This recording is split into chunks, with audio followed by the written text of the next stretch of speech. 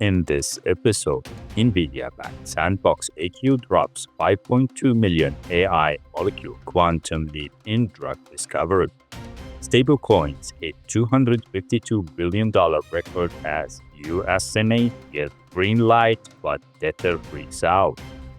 Chinese Bitcoin break giants go made in USA. Vibecoding is revolutionizing engineering jobs, but what's next? MIT new AI experiment teaching machines to learn like humans.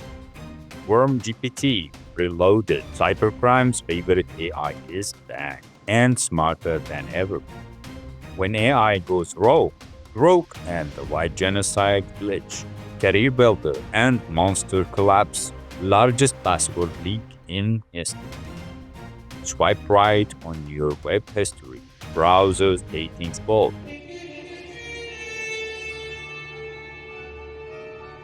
Hello and welcome to Business Pulse Weekly, where market charts meets meme-worthy collapses, startup valuations, defy gravity and logic. And we decode the economy with a scalpel, sometimes blunt, often sarcastic. Whether you're an investor, entrepreneur, or just here for the financial drama, buckle up! With tech's new golden goose, big startups that you may like to invest in, or the next Bitcoin may appear while you're not watching. Showtime. In a move that might just revolutionize pharma, SandboxAQ, a Google spin-off backed by NVIDIA, has gone full sci-fi by releasing staggering 5.2 million synthetic 3D molecules, generated entirely with AI and NVIDIA's GPU power. Their goal to help scientists predict drug protein binding without stepping into a lab. These synthetic structures, all tied to real-world experimental data, could drastically shorten drug discovery timelines, skipping months or even years of bench work. But SandboxAQ plans to monetize proprietary AI models trained on it, marketing them as virtual lab equivalents. The goal is to help scientists predict whether a drug will bind to its target in human body. According to Nadia Hahen, this tackles a long-standing problem in biology, blending physics-based computation and AI like never before. They've raised nearly $1 billion in VC and play in areas beyond biopharma. Think material science, cybersecurity, and finance. The rise of synthetic data in AI, previously reported to have raised $950 million in Series E from NVIDIA, Google, BNB, Paribas, and others, valuing the company at over $5 billion. AI meets quantum and materials AI gold rush. It's a data bottleneck. Firms like SandboxAQ are leading the charge by generating their own high-quality training data, creating intelligence to make intelligence. They are building large quantitative models, AI tools beyond traditional, for complex domains like drug design and quantum applications. Scientific implication. Interesting engineering notes that this could compress early drug screening into a single AI-driven step. Tech startups echoes this, saying the dataset was built to fast-track breakthrough therapy. In the future, your doctor will prescribe a molecule that only exists in theory. But don't worry, the GPU said it works. The stablecoin sector just hit a new milestone, a $251.7 billion market cap, up 22% in 2025, after the US Senate passed the Genius Act, paving the way for a regulated mainstream future. This legislation backing with liquid assets like USD or short-term treasuries, monthly disclosures, and AML safeguards, as CoinDesk explains. Meanwhile, Treasury Secretary Project Stablecoin could swell into a $2 trillion market by 2035. Here are highlights of what happened recently. Imagine explaining to your grandpa that your stablecoin portfolio is safer than his saving account. Welcome to 2025.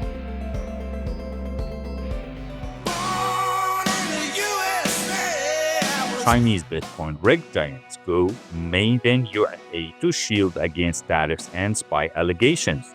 Chinese mining hardware titans Bitmain, Canaan, and MicroBT, which together produce over 90% of global Bitcoin, are launching production facilities in the US to dodge steep tariff from the Trump-era trade crackdown.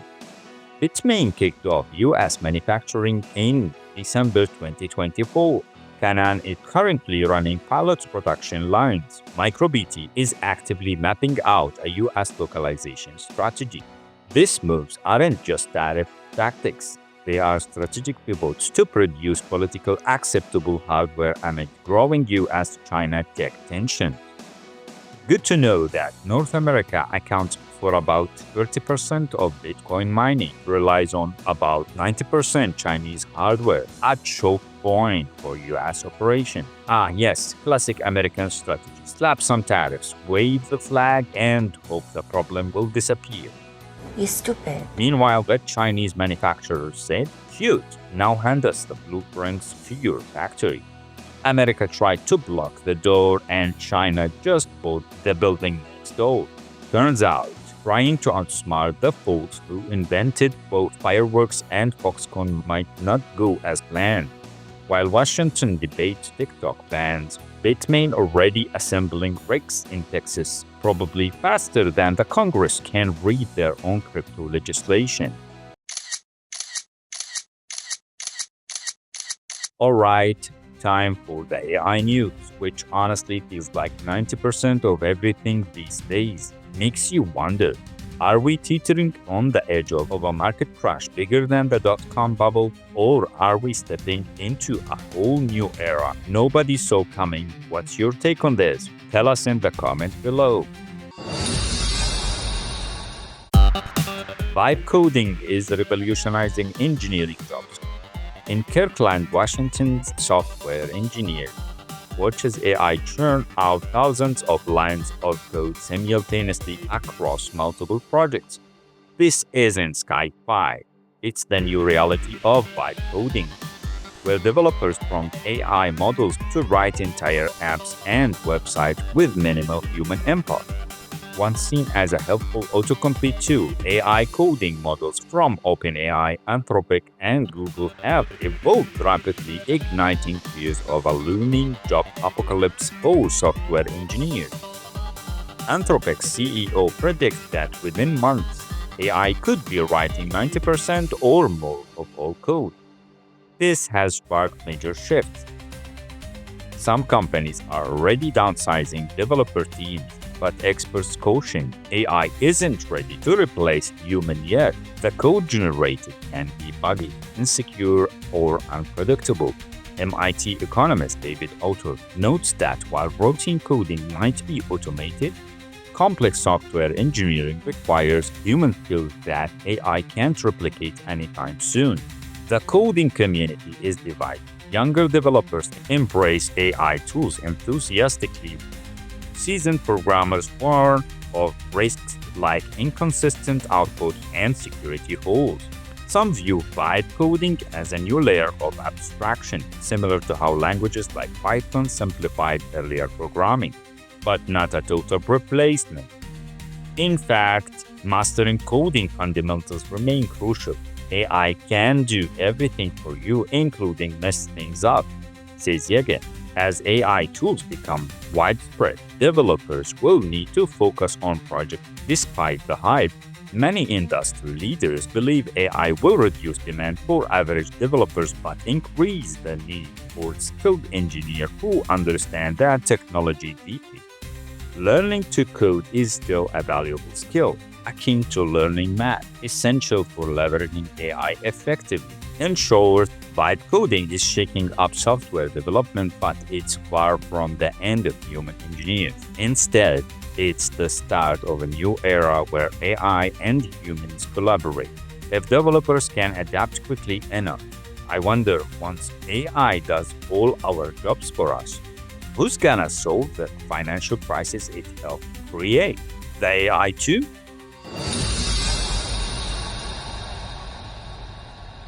MIT scientists have taken a big step towards solving a problem that's been bugging our world for years: how to make large language models learn continuously like actual humans. Right now, models like ChatGPT can generate poetry or conspiracy theories, but once trained, they are basically stuck in time. They don't learn from new conversations, data, or even their own mistakes that might be changing.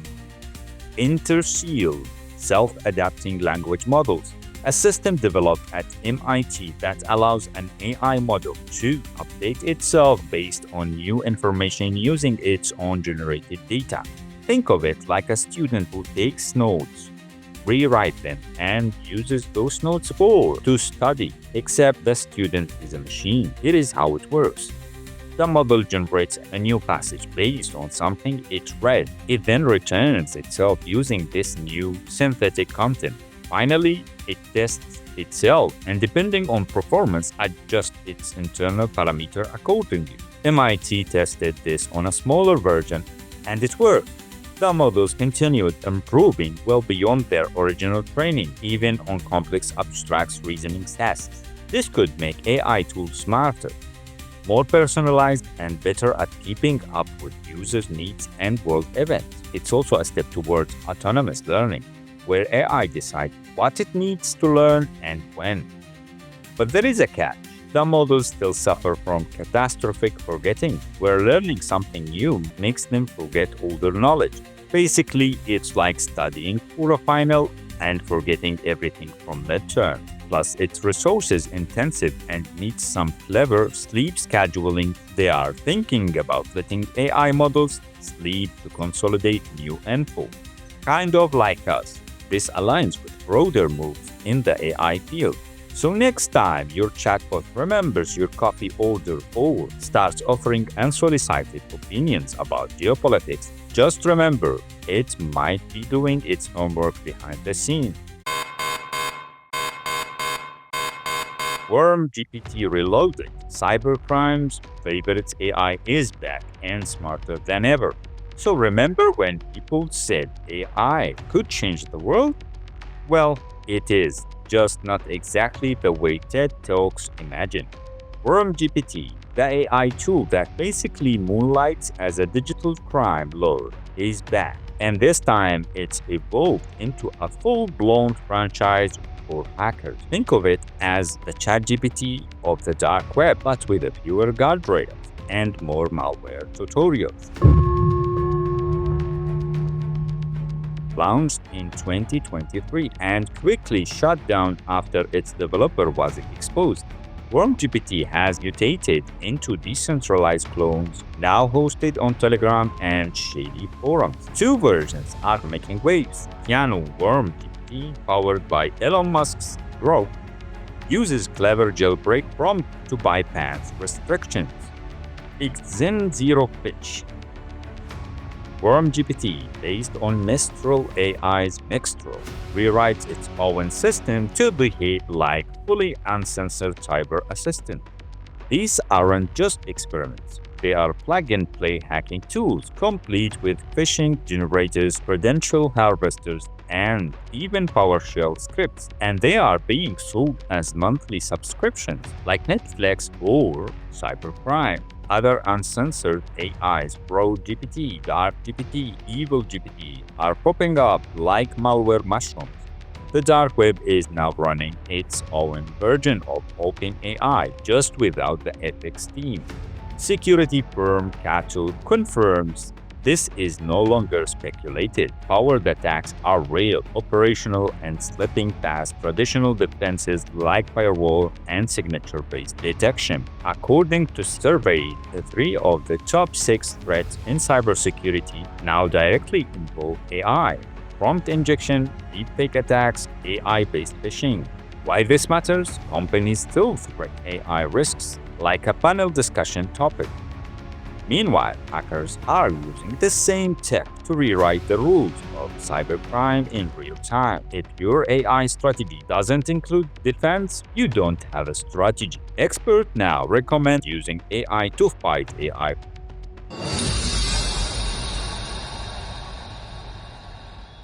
Elon Musk's xAI made its first public comment last night about this controversy surrounding its chatbot Grok. This week, NBC News had reported Grok was answering user queries with unrelated responses about violence against whites in South Africa. CNBC was able to replicate responses by Grok in which it said it had been instructed to address the topic of white genocide in South Africa. Imagine asking a chatbot about Facebook and getting a rant about white genocide in South Africa. That's exactly what happened with Elon Musk's AI Grok on his platform X. But the glitch reveals much more about AI, bias, and control. On May 14, 2025, Grok began injecting mention of white genocide in South Africa and unfounded far-right conspiracy theory into completely unrelated conversations about everything from scaffolding to sports. The chatbot even claimed its creators told it to treat that claim as real and rationally motivated, though it offered no evidence. Immediate fix. xAI Grok's parent company blamed unauthorized modification to the system prompt, a change that bypassed internal safeguards. Broader political echo chamber. The incident unfolded alongside U.S. political events, from fast-tracked refugee status for Afrikaners, amplifying the same white genocide narrative despite South Africa's court rejecting it as a myth. Many liberal white South Africans denounced the refugee program and conspiracy framing. Why it matters? Experts warn this isn't just a glitch, it's a proof. AI can be weaponized via prompt manipulation. According to researchers, Grok's behavior reflects how generative AI can be hijacked to push ideological content, bypassing fast-checking rails. What this tells you, AI alignment is fragile. Even slight prompt changes can steer bots into propaganda. Transparency matters. Grok's fix included promises to open up prompts on GitHub, signaling a push towards accountability. Algorithm meets politics. Musk's personal view and U.S. policy moves highlights the risk when tech adopts political narratives, as Musk market Grok as truth-seeking shines a spotlight on how easily AI can be derailed and weaponized. It's not just about a chatbot ranting. It's about who controls the narrative and whether we can trust AI when even systems prompts carry politics. Are we ready for the AI that truly defends facts, or will our virtual assistant becomes mouthpieces for our biases? X and xAI did not return requests for comments.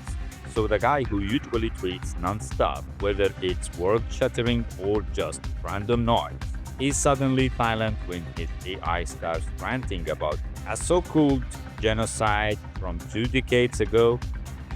Makes you wonder if this is what our so-called advanced AI is saying about the past.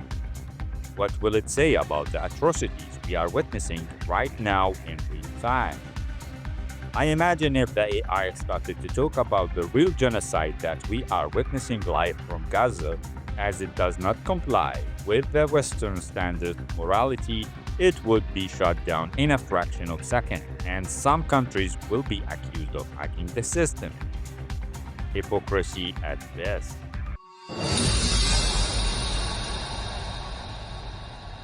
The end of the job board era.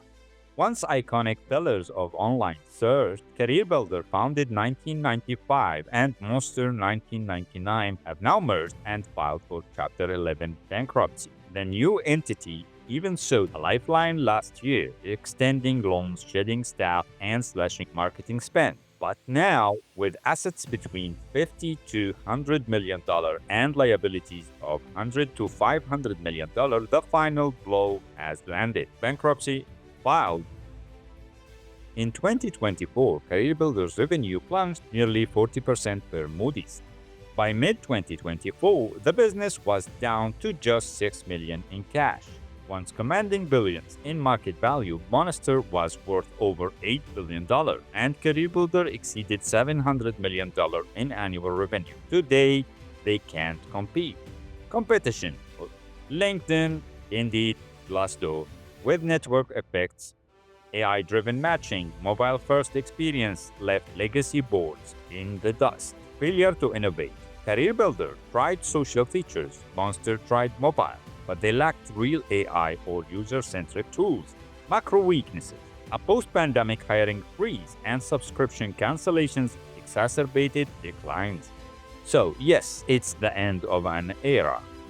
Once unshakable internet jobs titans wiped out by $100 to $500 million in debt, shrinking revenue, and irrelevance, not because people don't need jobs, but because the way we find them has evolved. LinkedIn, Indeed, and AI-powered HR tools aren't just next, they are now. Looks like AI is on the track to put job search companies out of business. A new solution for obesity may be the solution to your gluttony. Most weight loss drugs you've heard of, like Ozempic, work by making you feel full.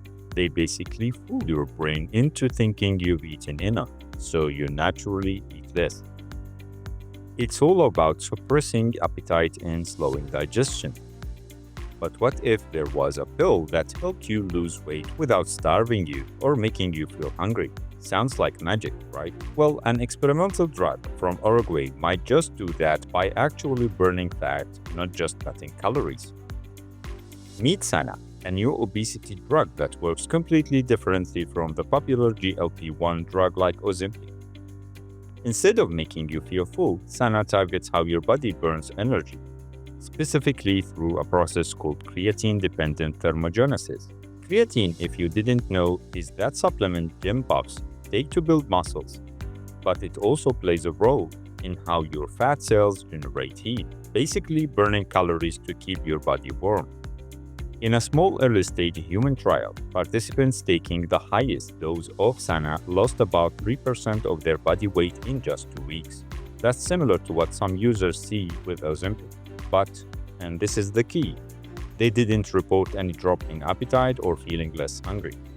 The trial was tiny, only 24 people with obesity, and all stayed in clinical facility eating high-carb meals, so no starvation tricks here. Plus, the drug was safe and well tolerated, with no serious side effects reported. What makes Sana even more interesting is that it might preserve muscle mass while reducing fat, unlike some existing weight loss drugs that can cause muscle loss. Sana came about by accident. Iolo Pharma was originally trying to treat inflammation related to obesity and diabetes, but noticed weight loss effects during animal studies. While this is promising, experts warn this is just the beginning. Larger trials are planned to confirm whether Sana can be a real game changer, and there is hope it could be used alongside current drugs for an even stronger effect. So, if the future of weight loss looks anything like this, maybe it's not about eating less but about burning more, literally turning up your internal furnace without turning down your appetite. Meanwhile, while some of us are stressing over eating like elephants and trying the newest diet pill, millions in Gaza are risking their lives just to get basic food aids, facing bombardments and deadly blockades by the IDF. It's a brutal reminder that while we obsess over losing a few pounds, others are fighting to survive under siege, where every meal is a battle for life. Think your passwords are safe? Think again. Imagine 16 billion, yes billion, passwords and login details just leaked, not from one company, but a massive dump from Apple, Facebook, Google accounts, and many more. This is the mother of all leaks. 16 billion stolen credentials, gathered by cybercriminals using multiple malware tools, sold and traded on the dark web. Why should we care? Because if you reuse passwords, and most people do, hackers get the key to your digital life, social media, emails, even government services. Experts warn, this isn't recyclable data. It's fresh, weaponized intelligence ready for phishing attacks and account takeovers. What's the real risk? If one password is leaked and you use it elsewhere, your entire online identity could be at risk. So what should we do? Check if you're affected. Visit reputable sites like Have I Been Pwned or Firefox Monitor. They'll let you see if your email or password have been compromised. Stop reusing passwords now. Use a trusted password manager like Dashlane or 1Password to create strong, unique passwords. Switch to passkeys. Passkeys use biometric, Face ID, fingerprint, way more secure than passwords. Apple, Google, and Facebook are already rolling it out. Enable multi-factor authentication everywhere. Add a new extra layer of protection. Even if your password leaks, hackers can't get in. Is final warning. Cybersecurity is everyone's responsibility. Don't wait for hackers to knock. Secure your digital life today before it's too late. And as we do, the sweetest weird stories in tech startups is at the end. What if your late-night Google searches, like whether your cat might actually be plotting your demise, were the secret to finding true love? Welcome to the world of browser dating, where your browser history replaces your carefully curated selfies. The dating app landscape 2025. Tinder, with 53% of US adults under 30, with men outnumbering women 75% to 25%, but only about 0.6% of men get matches versus 10% of women. Bumble, 50 million plus users, favored by women who make the first move. Overall, about 30% of US adults have tried online dating, 10 to 20% meet serious partners through apps, with nearly 20% among under 30s. And let's not forget half the tea. 45% report negative experiences like ghosting or harassment. Enter browser dating, the audacious new platform flipping the script. Instead of filtered photos, it digs into your real self, your Google searches, via browser history. Because as Seth Stevens revealed in Everybody Lies, your Google searches are the purest window into your true self. No filters, no faking, just curiosities, anxieties, and quirks. Unlike Tinder or Bumble, which reward the best selfie and a snappy bio. Browsers dating matches people based on their actual search behavior. Midnight Wikipedia rabbit holes, anxieties, even the random stuff you would never admit out loud. You will export up to 5,000 recent Chrome or Firefox searches, upload them, and their entire AI creates a browsing personality. Don't worry, no one sees your raw searches. Then it finds matches with shared oddities like, we both Googled medieval dancing leg at 2 a.m. You get 5 free matches or pay €9 for unlimited one. No photo, just your age, location, preferences, and your browser personality. All data is processed locally and securely stored. Reactions: wild and dividend. People call it the wildest idea and love the audacity. On Twitter, now it's super weird, which is exactly the kind of edgy spark and a dating app needs. Right? I mean, logically. And Blue Sky Logically, guys. fans, they are digging the privacy-first approach.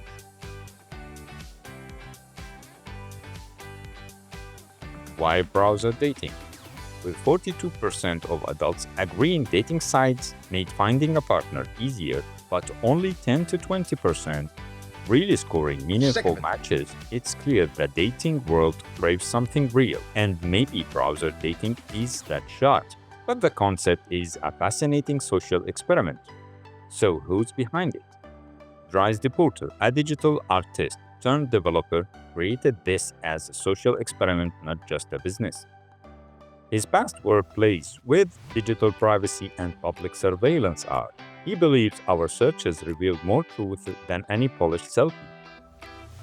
His goal to challenge what authenticity really means in dating and maybe find connection in our quirks. So in a world full of polished profile and swipe burnout, browser dating dares to be different. Finding love in your most private searches. After all, we might lie to people, but we don't lie to Google. So next time you think your browser history is too weird to share, remember, apparently it's the way to find true love. Because nothing says romance like admitting you Googled what's the average size of men's private parts at 3 a.m. Thank you for watching. Like our video, share it, and subscribe to our channel if you like our content. Feeling lonely. Until next time.